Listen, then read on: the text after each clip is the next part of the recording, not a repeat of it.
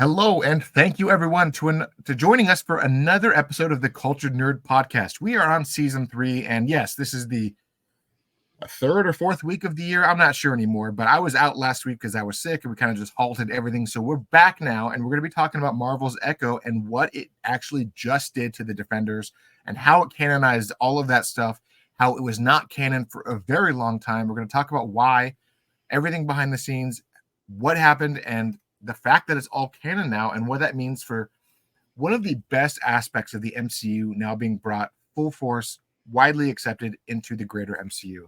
So lots of fun stuff to talk about for all you MCU fans out there. And, let's just get into it.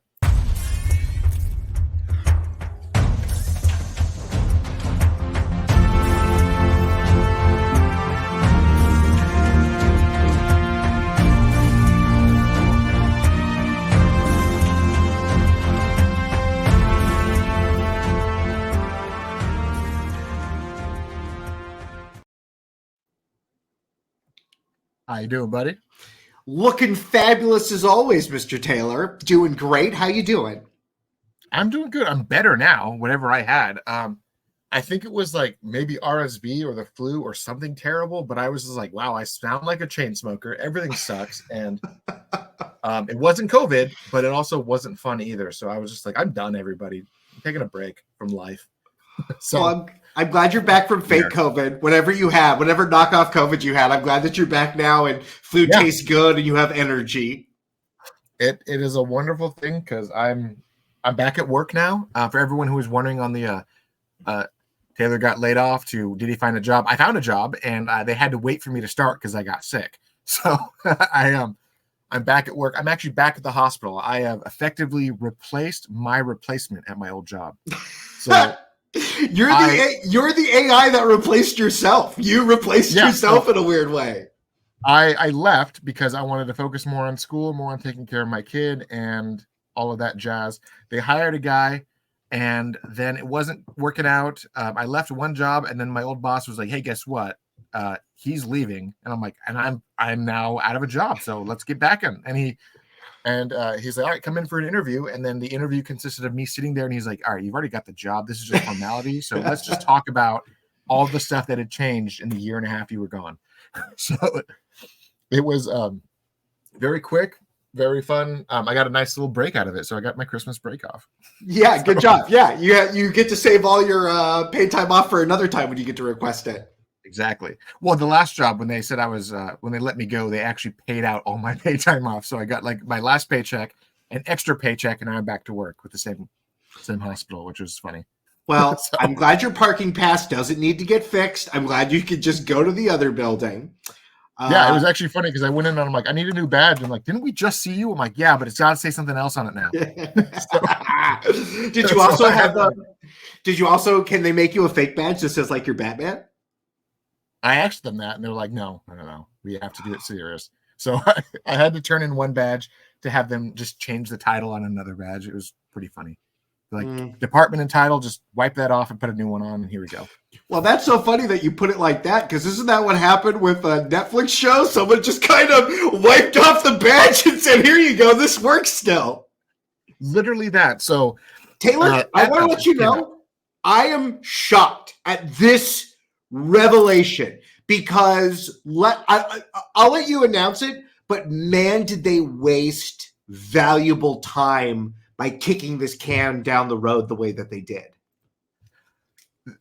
I don't know what they did, like what their point was.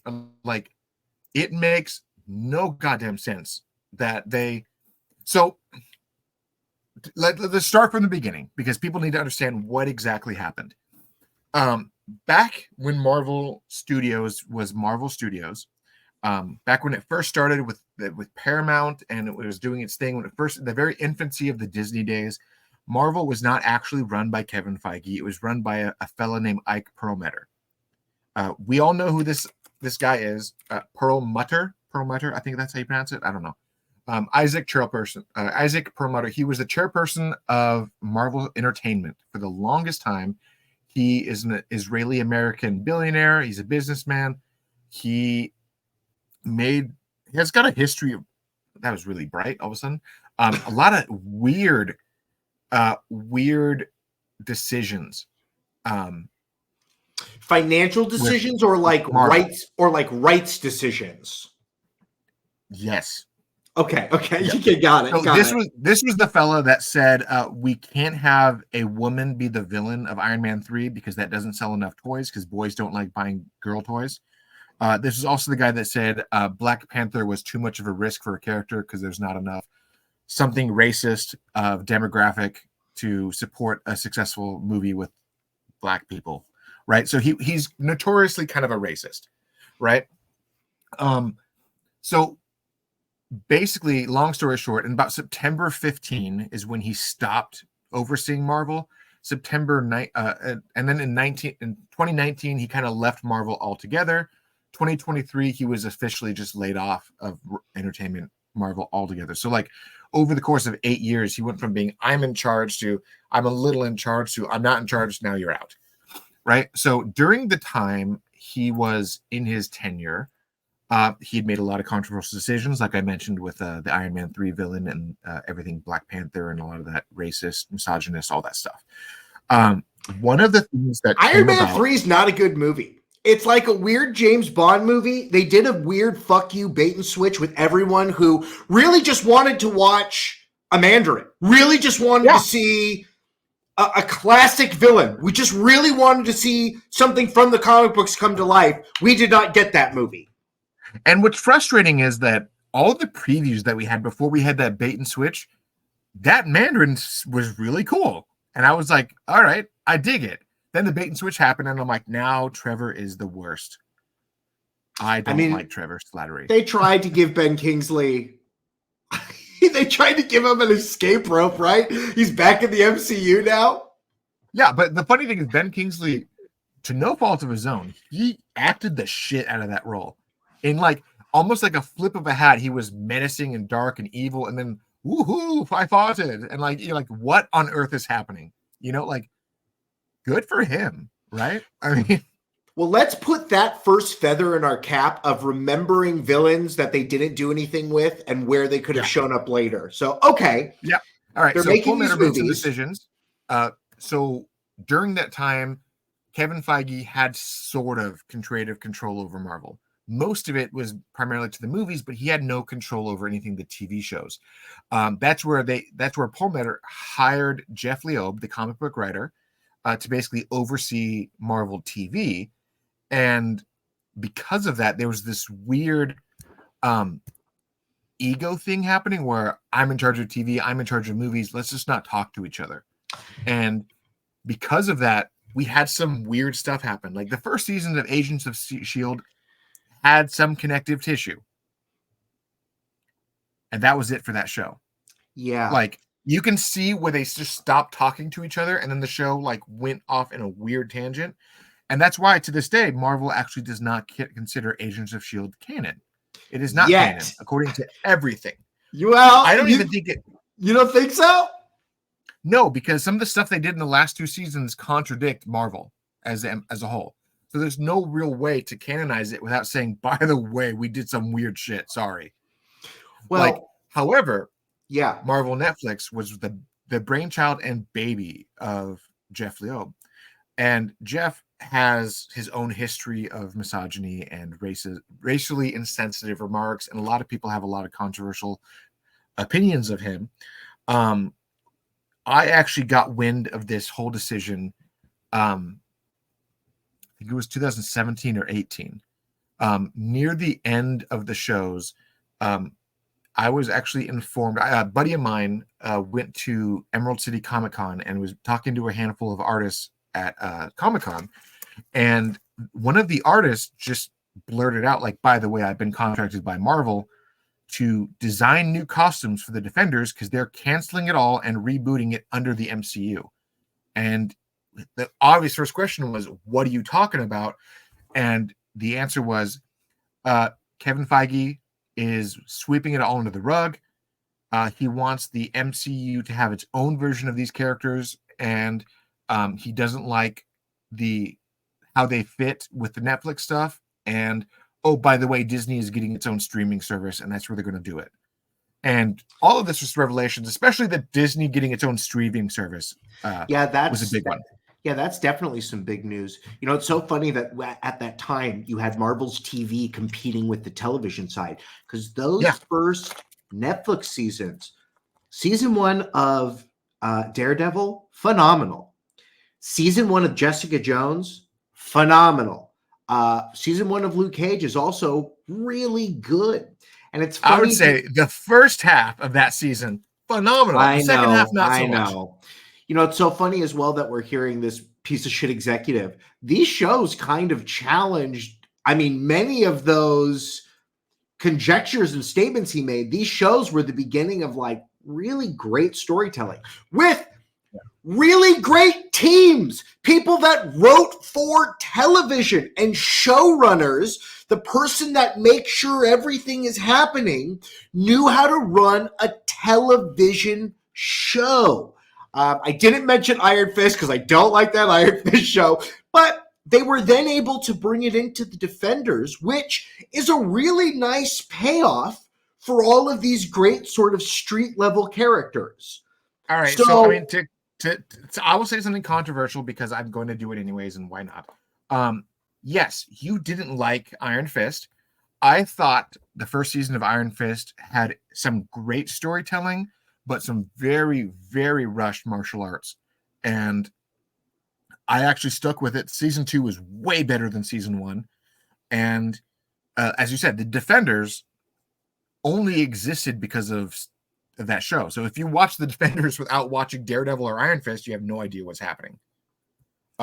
Which was kind of a funny thing that a lot of people slept on it. And then they're like, oh, I didn't like the Defenders. It made no sense. It's like, well, it's because you skipped a show. Right. But the thing about it is that I actually, I wasn't against it as everyone else. As we were growing up, you know me. I mean, we've known each other since we were like, I don't know, like 32, 33 years now. I don't know what it is. When we were younger, my niche for Marvel was the X-Men, Spider-Man, and the Defenders. I loved the street level heroes. I loved Moon Knight because he's essentially like if Batman was a split personality in Marvel and didn't care about killing people. I'm like, oh, that's kind of cool. I love Daredevil because it was essentially if Batman was blind. And like all the other characters are like my versions of Marvel's Batman. But I really liked the Defenders. So I liked a lot of what they did in Iron Fist. I didn't like some of the choices they made, but I was like, okay, I can see what they're doing. Let's see what happens. So I was okay with it. And the decision was made to essentially make none of these canon. And part of it was that the first sign of them not being canon from the Marvel side was that Kevin Feige refused to acknowledge how they fit in the timeline and refused to give any of the production any crumbles of how they fit in the timeline. Like, so they got a lot of these vague references of, oh, the Harlem incident with the big green guy or the hammer guy. Like, they were allowed to make these little references, but they weren't allowed to name names. They weren't allowed to show anybody. They weren't allowed to do anything. And because of that, a lot of fans were like, oh, this sucks. Because these shows, Daredevil especially, is better than the majority of the MCU. Yeah, isn't Daredevil season 2 basically just the Punisher? I'm trying to remember, like, didn't we get a Punisher season? Like, where's the Punisher? He was season 2? So, Punisher was like the kind of almost villain for the season 2 of the show, and then he got 2 seasons of his own show. Taylor, right? Is this how they got Bernthal into the MCU? Who's like, I'll never do it. And they're like, well, too bad. We're saying you're a part of it. You're in the club now. Come get your membership card. Well, that was the thing, was that he said he would never come back unless they allowed the character to be done justice. Because he liked what they did on Netflix. And now they're literally hiring everybody who worked on that show to come back. Okay, so that's the part. Okay, so let's fast forward a little bit. Or I guess we don't, because like it's such an oversight. Because look at this wave 5. I mean, what are we in wave 4 of Marvel? Where are we right now? I think it's the 5th one. Okay. Still. I think it's phase 5 now. Think how lost wave 5 is and how much better it would have been if we could have had these people. Iron Fist would have been a great addition to a Shang-Chi movie. Like he should have been there. Like that was when I was watching Shang-Chi, I'm like, you know, it would have been really fun supporting character in this. The guy with the glowing radioactive hands. Like I'm trying to think of Jessica Jones could have fit really well into that Black Widow movie. You know what I mean? Like, same thing with Luke Cage would have been a great addition to the Miss Marvel TV show. Like, there's any TV show for that matter. Any of the TV shows, that guy would have been great. I like Luke Cage, and to have him now sprinkled in, they just wasted so much time, and now we need to bring them in. So I have a question for you. When did all this news break, and did you have any inklings that this was happening before it happened? So what we do know is that when they made Hawkeye, they introduced the character of Echo, and she was a very, very prominent character in the comics tied to the Daredevil mythos. And when they canonized Daredevil and brought Daredevil into She-Hulk, they did their soft reboot of the character. Let's give him the yellow suit. Let's make him more agile. Let's make him more fun. Let's do all this stuff. And then they did the same thing with Kingpin in Hawkeye. They're like, all right, this version of Kingpin, it's not just Vince putting on a bunch of weight. We're going to use a fat suit, and we're going to make this Kingpin strong as hell. We're going to make him comic book Kingpin. So you could kind of see that they were like, oh, we're going to use the same actors, but it's going to be a soft reboot because thanks to Loki, we can say everything is a variant universe. Right. And they started doing these little things, testing the waters, and they got the reaction that they were expecting. Fans were like, holy shit, Daredevil, holy shit, Kingpin. But then people started to notice, like, wait, but it's not canon. How much do we care? So when they're working on Echo, then comes the strikes. And they had started filming Daredevil Born Again, and they had spent a ton of time basically rehashing the character, redoing all of his backstory, adding new cast, like just a ton of work. Right? Born Again failed even before we saw it, and failed so badly. They were just like, forget it, bring back the other guys. Yes. And that's kind of what happened, was that they realized that it kind of came into Bob Iger when he came into power and said Marvel needs to quit its shit. They need to tighten up their storytelling, get back to the quality, less of the abundance of Marvel and more of the quality of Marvel. And with that, he basically told them, like, certain projects, aka Daredevil, being 18 episodes, and telling them that the first 5 or 6 episodes don't even feature Daredevil in costume, and it's all backstory being retold. He's like, no, we're not going to pay for that. You have a backstory. We've already done this. Let's make this happen. And with all of those changes, Kevin Feige basically, I guess, put his ego down a little bit, admitted that a lot of these shows, despite that they're made by Jeff Leo, despite all of the controversy behind him as a person, these shows did a lot of great things. And people really responded to these shows. And then late stage changes to Echo turned into, let's canonize Kingpin's backstory from Daredevil. Is this why when Daredevil shows up in that show, he shows up in his red suit? Yes. And they wanted to make sure that people were aware that this was the same Kingpin and the same Daredevil from that show by canonizing the red suit from a flashback from about the time he would have been doing his first season stuff. And then you recanonized all of the backstory of Kingpin about his dad, the hammer, the backstory, the wall, the everything. They're like, we have that footage. People already know the story. Connect it in. And then they wiped the slate clean of Daredevil Born Again. They rebooted the reboot, and they rebooted it back to essentially now we have season 4 of Daredevil, aka Born Again, aka Daredevil, Foggy, Karen, Punisher, and as of a few hours ago, Bullseye is back too. It's so crazy. It's so crazy. Here we are after the writer's strike. To hear that they're going to give these shows and elevate them this way.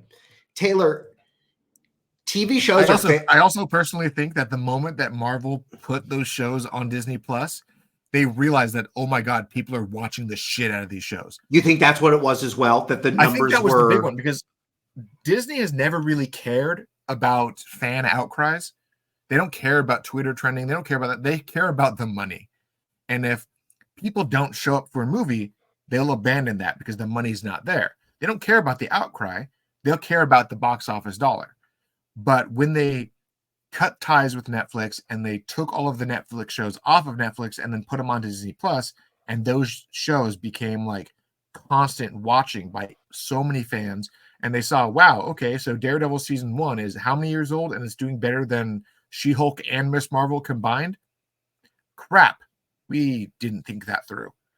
And that's kind of what did it, was them realizing that there was an audience there. People literally subscribed to Disney Plus to continue watching their Netflix shows.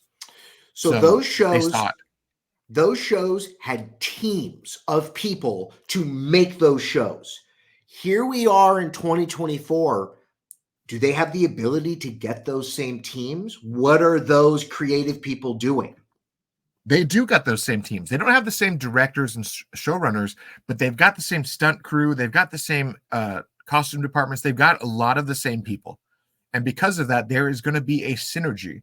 And I'll just say this, like the guy that they have running the stunt choreography for Daredevil Born Again is the same guy who planned the hallway fight scene from Daredevil season 1. So I have a strong feeling we're going to get a new hallway scene, or just this team trying to top themselves. And something is going to be like, Netflix is going to be like, oh crap, that was cool. You know? All right, Taylor, I have a crazy idea for you. Because we now have to explain these characters, what if season 2 of The Defenders was called The Avengers? And we see what our heroes did when the first invasion of Loki happened, right? So they're off fighting at the tower. Could we see the Defenders fight aliens at another part of the city? That would be fun, but at the same time, the Defenders weren't there. So when they officially, what do you mean they weren't there? Can't they just say they were all part of the snap? So they did canonize the shows, but they also they explained where they existed in the overall canon. Okay. And with that, you can argue that a lot of these shows happened like in the 90s. No, so Daredevil and the Punisher going to trial took place in 2015, which means it was after Avengers 1 but before Avengers 2. Okay. So that's kind of like the timeline if you want to think about it. Like the whole stuff with the Defenders happened around the same time of Avengers 2. But the Avengers, the only Avenger who was actually an Avenger during the time of the New York battle was probably Daredevil. And he didn't even have the red suit then. He was just the dude in the black outfit. Okay. So that's kind of the timeline you're looking at, is that they did canonize all this stuff and they told you where they now fit. But because of that, they also like, by the way, this is why they didn't exist in these fight scenes, because they're not active. Do you think this will change the trajectory of the next Tom Holland movie? Who could very easily... So. I mean, Daredevil was reintroduced in the MCU in that movie. Why can't Tom Holland run into all of these people? Well, that is the thing that I think a lot of people are talking about now, because you have these shows, and mind you, the Netflix MCU was Daredevil season 1, Jessica Jones season 1, Daredevil season 2, that was the order, Luke Cage, Iron Fist, Defenders, Punisher, Jessica Jones, Luke Cage, Iron Fist, Daredevil, Punisher, Jessica Jones. And that was the order of how these all went. And because of that, we had this giant thing. But now we have where they actually fit. And people want to know where they fit. It's very simple, actually. Go to your Disney Plus app right now. Okay, go to the Disney Plus app. And if you open up into your profile and you go to Marvel, they now have a section, which is the MCU timeline, right? The actual timeline order, where they say there's Captain America, there's Captain Carter. See, they also canonized Captain Carter, that show. That was under the canonization of TV. Great. Captain Marvel, Iron Man 1, Iron Man 2, Incredible Hulk, some of the one-shots, Avengers 1, Thor, Iron Man, and then Guardians of the Galaxy Volume 1, Volume 2, Daredevil, Jessica Jones, Avengers 2, Ant-Man, Luke Cage, Iron Fist, Defenders, Civil War. That's how it fits in. Was the And Defenders season 1 takes place before Civil War. Yeah, and they all just were in the blip then. They were just the heroes that were gone. And then Black Panther, Spider-Man, Homecoming, Punisher, Doctor Strange, Thor, Ant-Man, and then you go into the rest of season 2, season 3. Like, you have it all from there. So you see all these things now, and you're like, oh, that's where they fit. Okay. So they used Echo as this springboard, and mind you, they Echo was it 5 or 6 episodes? It wasn't that big of a show. 6 episodes, and I'm pretty sure they cut 3 episodes or something like that. Yeah, something like that. I liked Echo for the most part. There was a lot of stuff that I felt was just unnecessary fluff. But I'm also kind of left wondering, is Echo a mutant? Because her powers give major mutant vibes, where it's like it's through the bloodline and blah blah blah, and I'm like, is she a mutant? Is that what they're doing? Can she give other people her powers? She can just give people of her tribe powers? No, she can literally pass on her powers by having a daughter. That's how it's literally. She gave the old woman powers, and then she punched that dude in the face in the show. The old woman was her grandma, a woman of her family with the same bloodline, and the other woman was her cousin, which was a woman of her family of the same bloodline. Okay, so there is yeah, I guess I don't know. They kind of were like alien people, though. They came from that inner but at the same time, okay, so maybe she's not a mutant, maybe she's an Inhuman, because that's kind of a thing in the comics too, where the Inhumans were like alien descendants. The woman from the blue drinking fountain looked like an alien woman. So maybe they're like fallen angel people. Like, yeah, that's fine with me. Maybe they're just straight up Inhumans, and that's what we've got now. But I mean, we saw where she came from. She had lines on her lips, and then they played that hockey game. Show, when the show was good, it was good, and when the show was boring, it was really boring.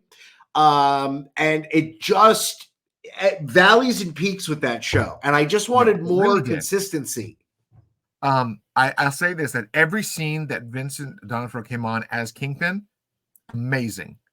Like, he stole every. But didn't they kind of cut his balls off because she removed his childhood trauma? Like, he's not. I mean, I don't know. Okay. So she removed his childhood trauma, so now he is not broken. He's just ruthless and mean. Like, he doesn't have the trauma anymore. Like, I see it as she made it worse. I also because now he's like, I'm going to become the mayor and do my shit legally and illegally. And I'm like, oh my God, she made it worse. I don't know. Everyone keeps beating up on this Kingpin. We need to see his ruthlessness, because so far everyone just kicks his ass. I don't know. I mean, we saw in Hawkeye him literally rip a car door off. I don't know about you, but I can't physically do that, and I will never physically be able to do that. The door was closed. The hinges were locked. He grabbed that shit and ripped it off and then threw it. I'm like, this guy is strong. So he's way stronger than he was on Netflix. Okay, well, let's talk about that. Luke Cage, Jessica Jones, Iron Fist, even Punisher. You don't really need to change. How do they explain Daredevil becoming a Spider-Man? Will be on a Spider-Man-esque level of abilities now. I think it's actually pretty easy, right? Because what we had in Daredevil seasons 1 through 3 was almost a back-to-back story of his life in terms of when he was Daredevil. Like, you saw him starting in his early years, and now we know that thanks to the blip and all that stuff, it has now jumped 5-6 years later. This is, if Daredevil didn't get snapped with everyone else, he literally has spent the last 5 to 6 years being Daredevil and being better at being Daredevil. So you can argue that, okay, yeah, he's older because he didn't disappear into dust like everyone else, and he also learned a whole lot of new tricks with his powers in those years. That's how you do it. Just say that it's been some time, he got better with his abilities. And then, okay, so then my next question is, so I know what they're doing with Daredevil. Is the rewrite of Daredevil going to be episode 1, he goes and visits Luke. Episode 1, just Daredevil. Episode 2, he has a cup of coffee with Luke Cage. Episode 3, he runs into Shang-Chi and Iron Fist fighting a dragon. He's like, I've never fought a dragon. They're like, it's really easy. We'll show you what to do. So you're thinking that over the course of the 8 episodes of Daredevil Born Again, we're quite literally just going to be like, this is him just interchanging the MCU. Like, this is him showing where he exists in this. If we don't have to spend 4 episodes killing Foggy Nelson off, yeah. I mean, I'm so excited that we get to see those people because they did such a great job. And I love to see them be included in this. But, like, they got some explaining to do. Like, I need to know, because, I mean, that's the problem. You know, people ask me, what do you think about these Marvel shows? You know, if they were one-off things, which I want to ask you about J.J. Abrams' Superman, if that's going to be a one-off thing or not. But you used to have these one-off things, and now everything is interconnected. And I just don't understand, what Marvel are we watching? Is it all street level? Is it supposed to be galactic? Is it supposed to be magic? Is it supposed to be alien? Like, it's all of these different crazy things. I just never know where they all fit in.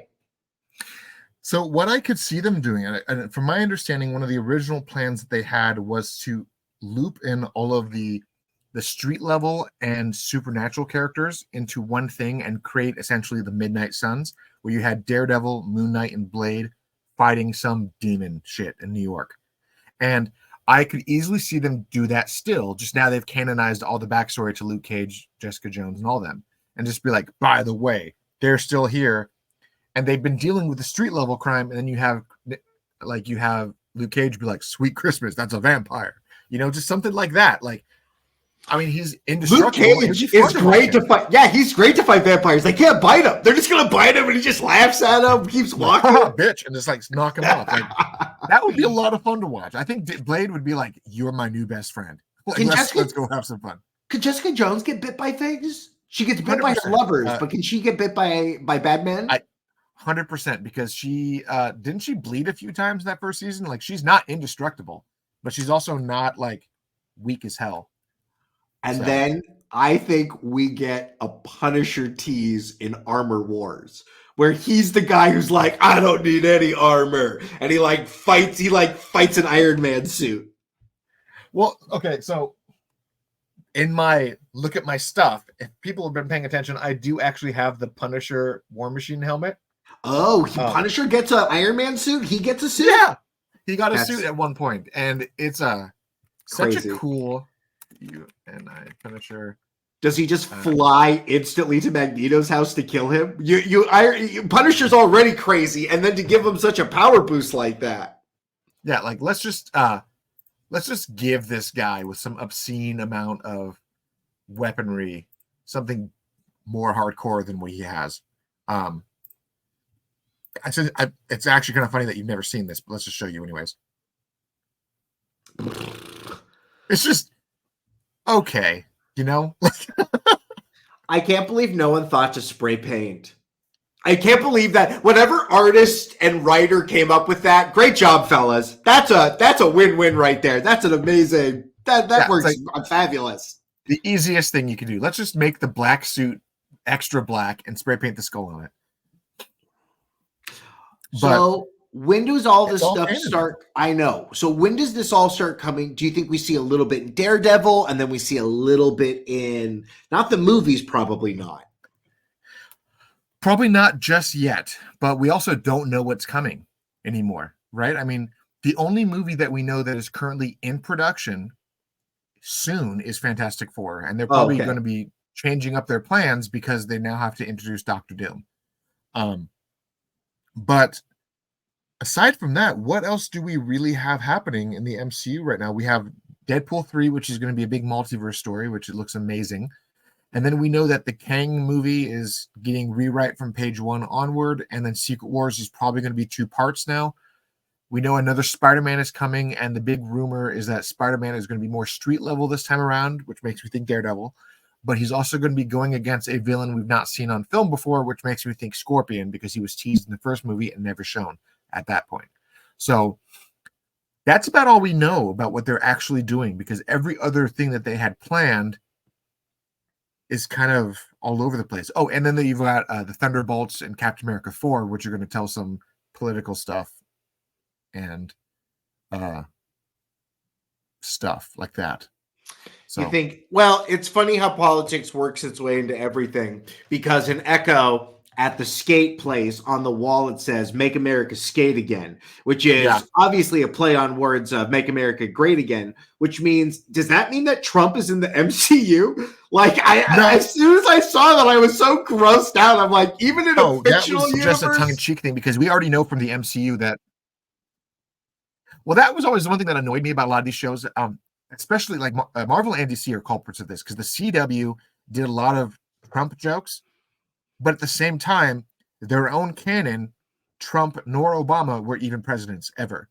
So I'm like, yeah, how does this work? Like, where is this reference coming from? Right. That's what I kept thinking. I'm like, great. Now Kingpin's got to go run into Trump in New York City. Like, now we got to see that scene. It made no sense, because even in Marvel, we had the president who was the president from Iron Man 3, and you had the references of him through all that stuff. And then in Secret Invasion, we saw the current president for the last few years. That was also not Trump.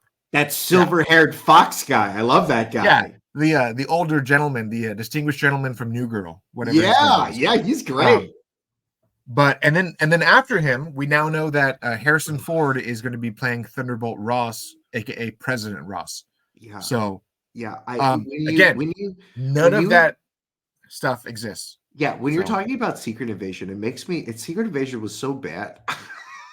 Secret Invasion was as we're talking about all of these things, like, how does Luke Cage fight the Secret Invasion that's coming?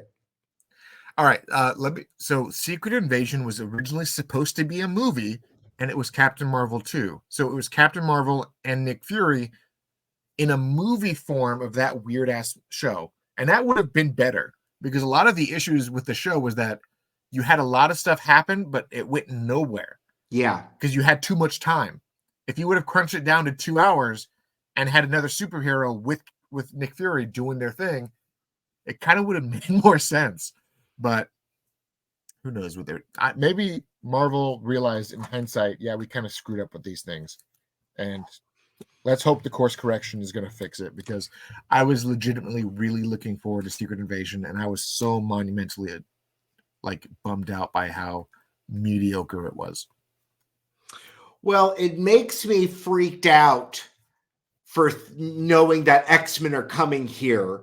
And are they going to freak out? I mean, they could do a House of M at this point. You know what I mean? Because they have kind of the pieces that are there, and they could reset everything, and we could see some weird stuff. And it's like, man, the X-Men has so many great big events. I just want them to do the comics justice. And I just don't feel like they can do that right now. Well, we'll see what happens when they move, like what happens with Deadpool 3, right? I mean, because we have Deadpool 3 is coming out very soon, and we have so many things happening in this film. Like, we actually have a comic accurate costume of Wolverine happening. And we know this is happening because we have literally merchandise now leaking. Yeah. And how is that not the best damn marketing material that Marvel has ever done? This movie's going to be PG-13 or R? It's supposed to be rated R, actually. So, sucks to be kids. Yeah, man. These toys are going to be so fucking cool. No kids allowed. Dad's only in this theater.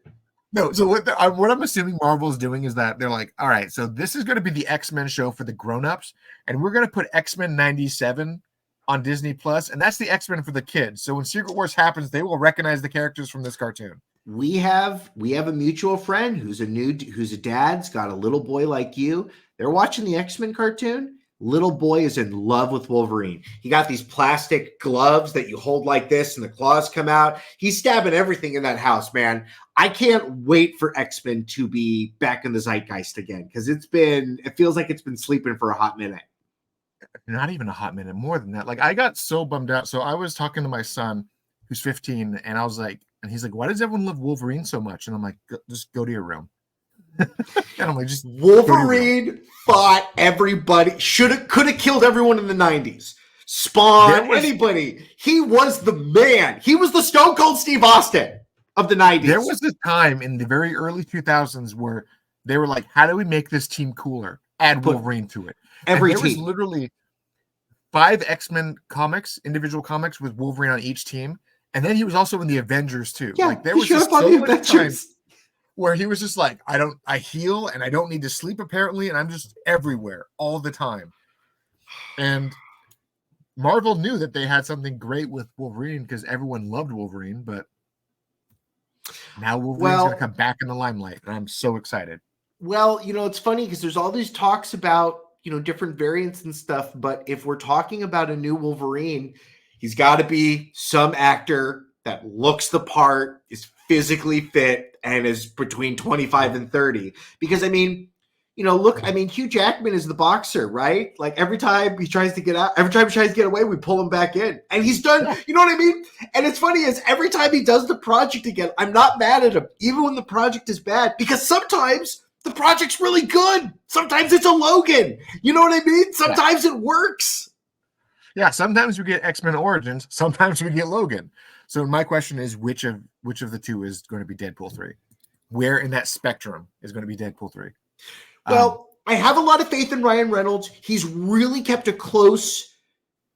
really close grip on his projects, but you're with Disney now, and Disney you got to go talk to a board of directors to make changes on these things. So I hope they let him do something, and I hope he comes back because James Gunn left. And what if Ryan Reynolds went to go make some movies at DC?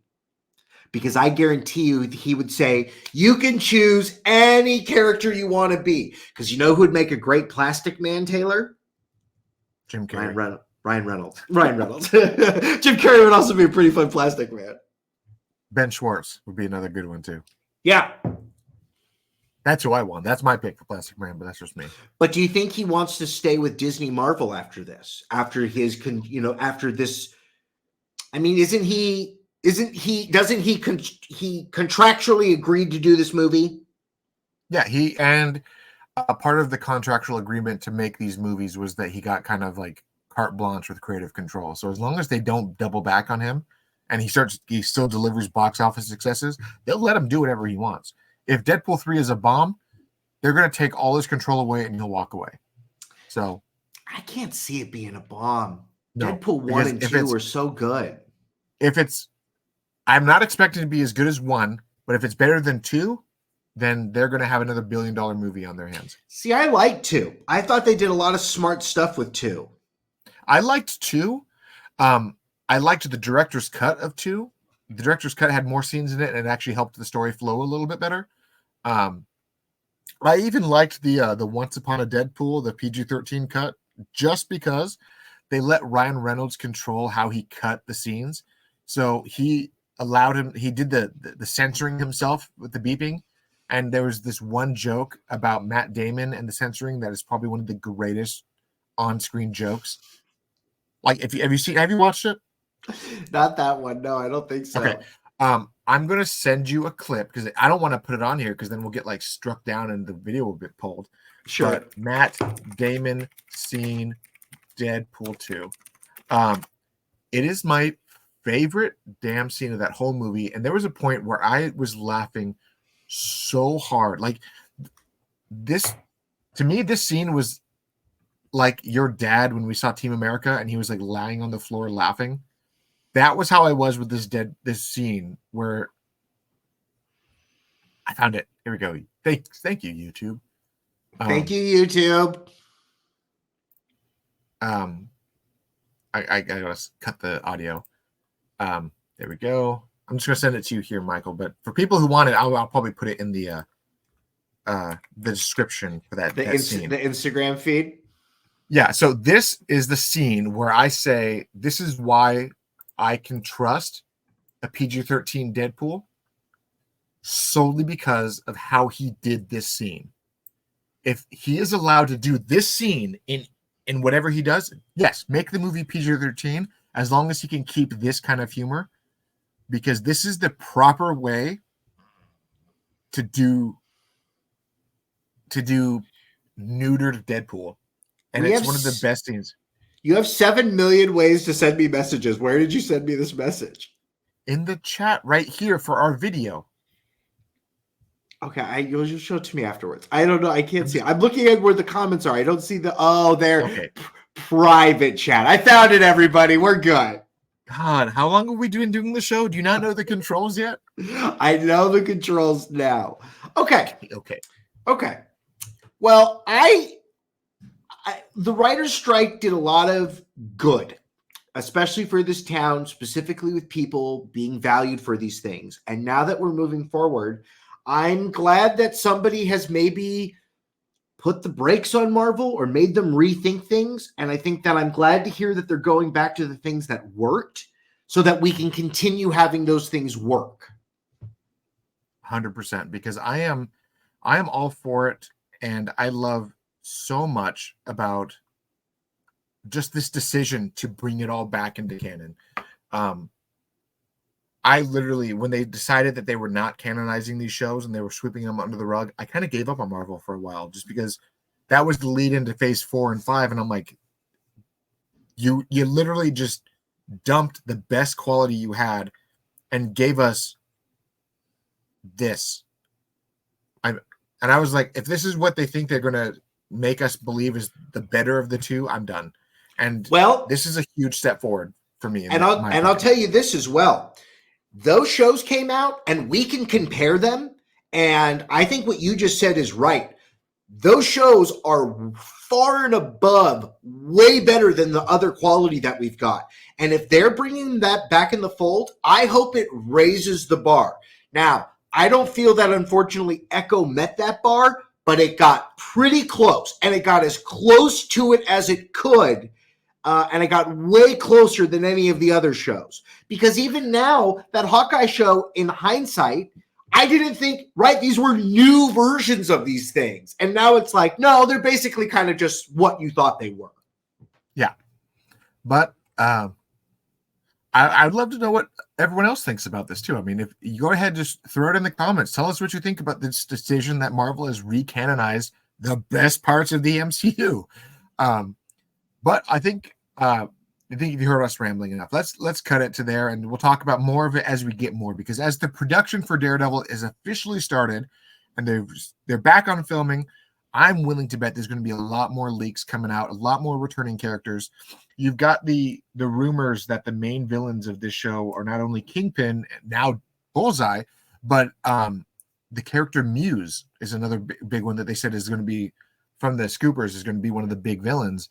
And if you're telling me that Daredevil is going to be going against Bullseye, Kingpin, and Muse, this is going to be an amazing show. So I mean this with no troll on it. I hope She-Hulk could redeem herself. I would love She-Hulk to show up in one of these episodes. For him to call, she comes to New York or something like that, visits, they're casual, kind of on again, off again, and she maybe goes on a mission or something, kind of beefs up his arsenal for an episode. I honestly think that, I mean, the actress herself said that she doesn't think She-Hulk is coming back for any of her solo shows because they broke the budget. Yeah. And I think having the character come back as more of a supporting character instead of a lead might be the best approach. Yeah, I hear you. But on that note, Michael, take us home. Taking us home to the patreon.com/theculturednerd. That's where you can support us. Thank you for all the wonderful support that we get. We have a wonderful, fabulous, loyal group of patrons. There's all those wonderful people. Thank you so much for keeping this on. Thank you for letting us build this content for you. It's a crazy world. Who knows who's going to make that content? But we do. Your host, Taylor Murphy, and your co-host, Michael Santel. Thank you so much for joining us. Like, comment, and subscribe. If you are not subscribed, please subscribe over to the Cultured Nerd. We have a lot of wonderful things coming your way. It's 2024, baby. We got to talk to people, and we'll be talking to all of you real soon. Thank you so much for joining us, and we'll see all you kids and cats next time. And as a bit of a little post-credit tease, we've got some interviews coming up in the next few weeks, so we may not see this same format for a little bit, but I'm pretty sure that you guys are going to like these interviews because we are beyond excited. what's your favorite next time on this anime? Can we get one of those? And at the end of every episode, we can play like the Evangelion next week on, and we'll like just tease what's going to happen next time. On the next episode of Dragon Ball Z. Yeah, that was pretty good. We're going to talk to wonderful people. Anyway, thanks for joining us, everyone. We'll see you next time. Bye.